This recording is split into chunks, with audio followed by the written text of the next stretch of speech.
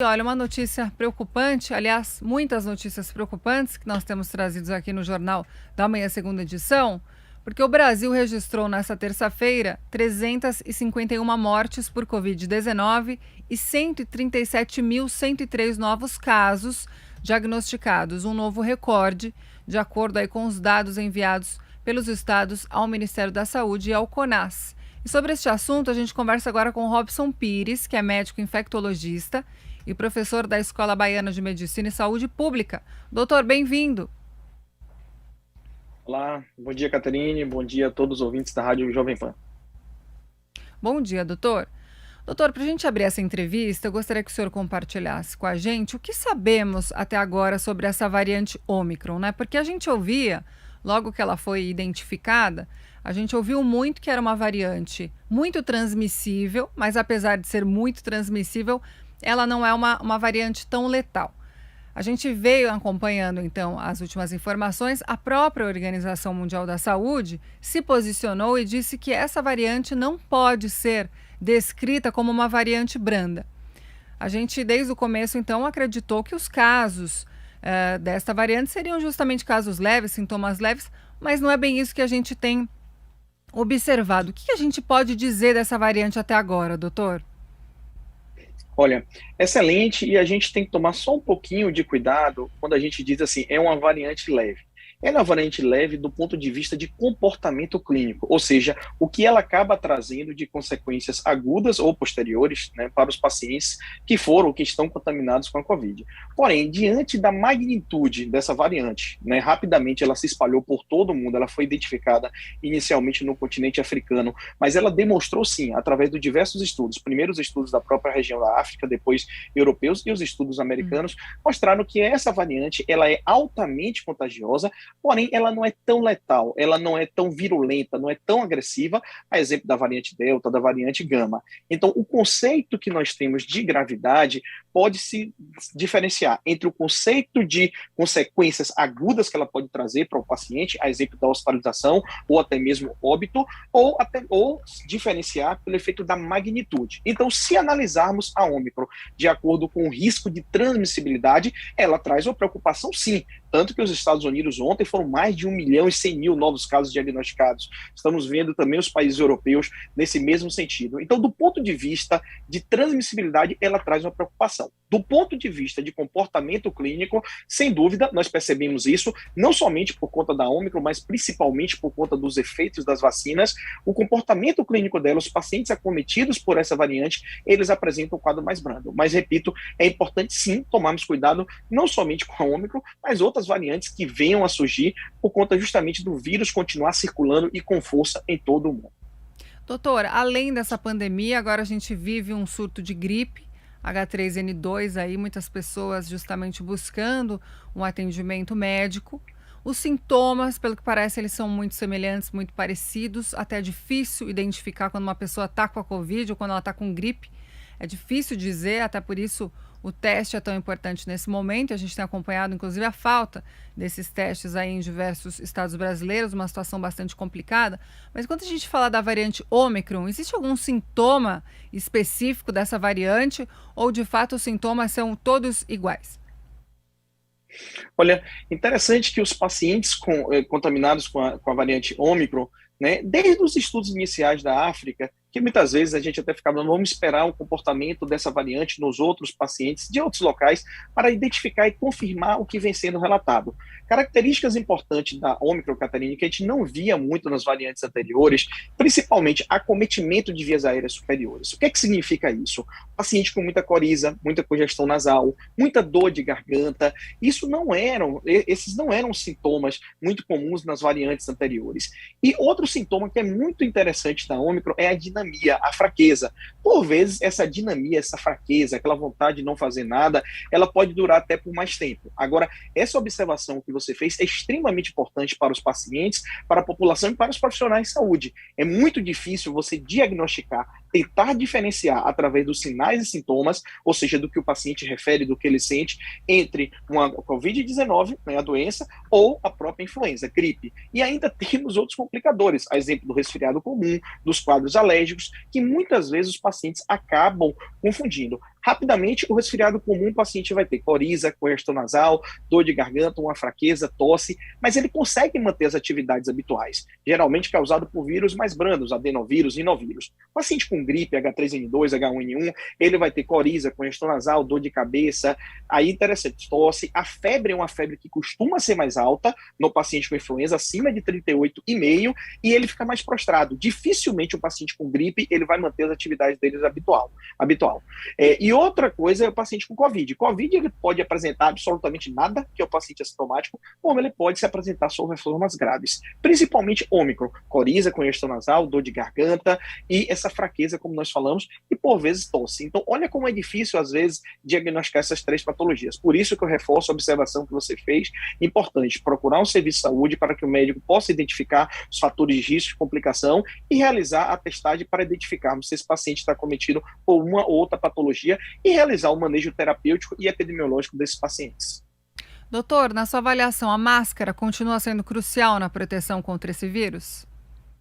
Olha, sem dúvida, e aí, olha, excelente pergunta, porque eu vou reforçar algo mais. Em todo o mundo se coloca não somente o uso de máscaras, mas o uso correto de máscaras e de máscaras de qualidade. Então, nós sabemos que diante de uma variante extremamente contagiosa, com alto poder de replicação, de multiplicação, de ser transmitida para outras pessoas, como a Ômicron, né, isso já é comprovado cientificamente, máscaras de qualidade são importantíssimas. Máscaras de tecido, infelizmente, se não tiver condições de comprar uma máscara melhor de tecido, pode ser utilizada, mas não é eficaz, né, no controle da Ômicron, da prevenção. Máscara cirúrgica já é melhor do que a máscara de tecido. Mas o ideal, caso o paciente, principalmente aqueles que fazem parte do grupo de risco e principalmente aqueles pacientes que frequentam locais com muitas pessoas, que deveríamos tomar cuidado com esses locais, utilizar a máscara que nós chamamos, Caterine, de PFF2 ou N95. Isso já é uma recomendação em todo o mundo. Os órgãos americanos, europeus, já recomendavam isso antes e diante da Ômicron, pelo alto poder, né, de transmissibilidade, a orientação é máscara de qualidade. Se possível, PFF2 ou N95. Hoje ela custa entre R$ 2, 3, R$ 4.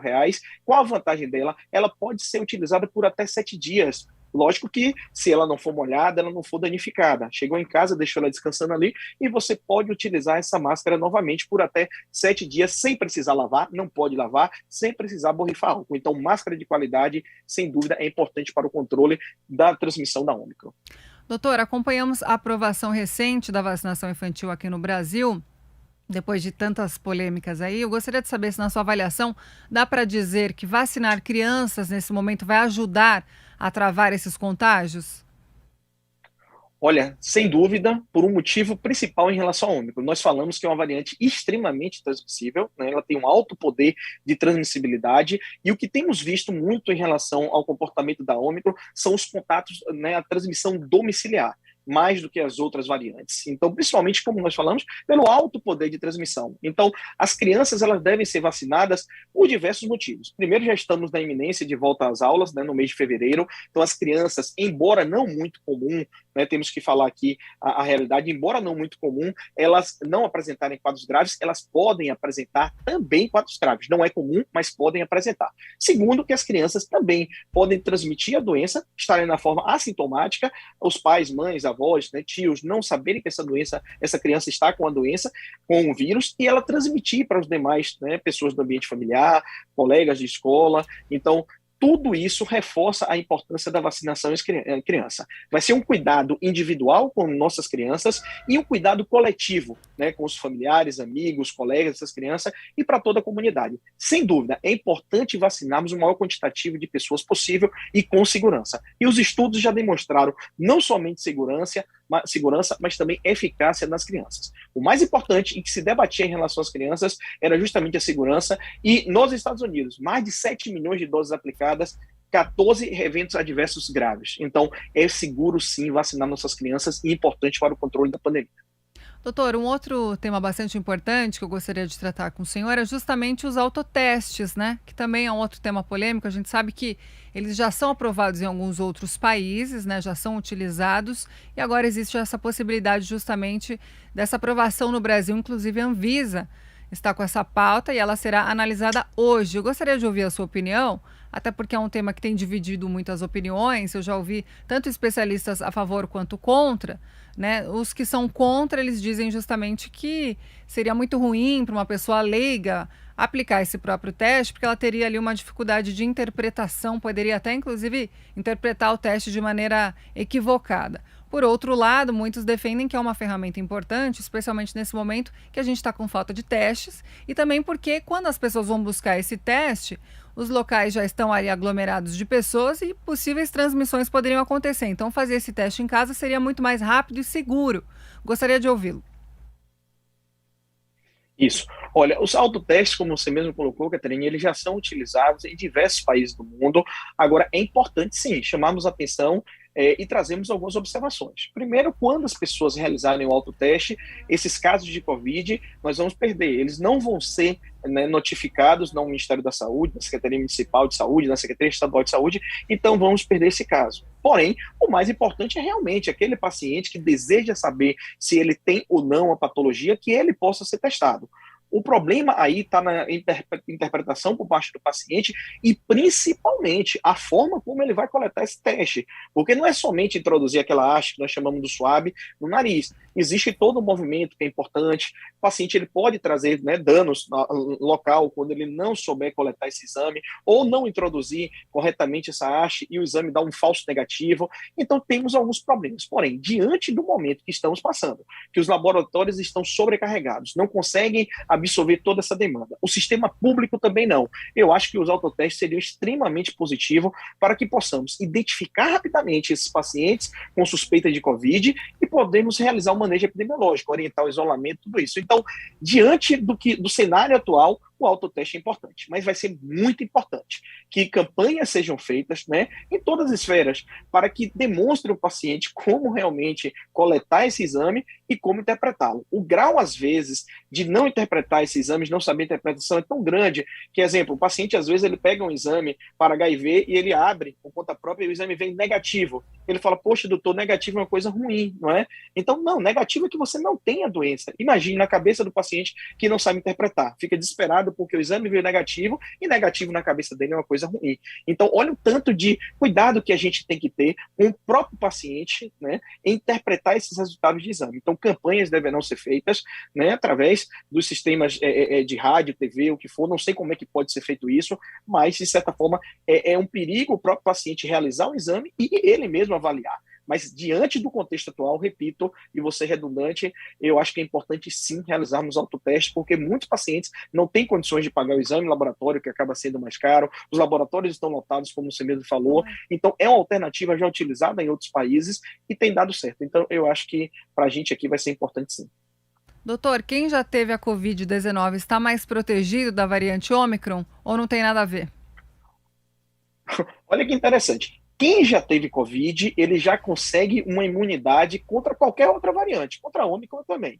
Quem já não teve Covid, já foi vacinado, já tem uma imunidade melhor do que aquele que teve Covid e não foi vacinado. Seu sistema imune já está mais forte, vamos chamar dessa maneira, e a imunidade, a proteção será mais duradoura, né, aquele vacinado completamente versus aquele que só teve a doença.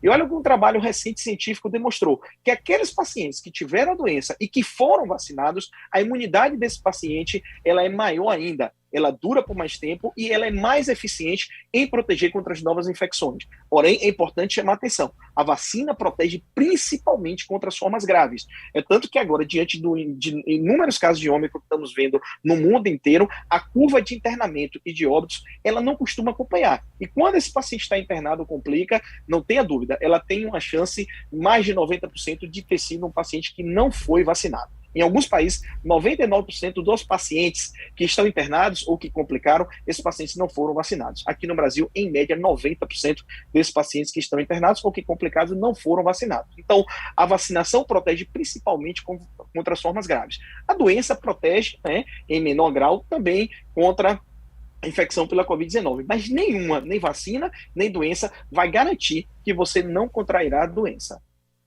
Nós conversamos com o Dr. Robson Reis, médico infectologista e professor da Escola Baiana de Medicina e Saúde Pública. Doutor, muito obrigada por nos atender gentilmente e especialmente aí por nos esclarecer pontos tão importantes e que ainda geram muitas dúvidas aí na população. Até a próxima. Eu que agradeço, Caterina, a você e todos da Rádio Jovem Pan. Até a próxima, abraço.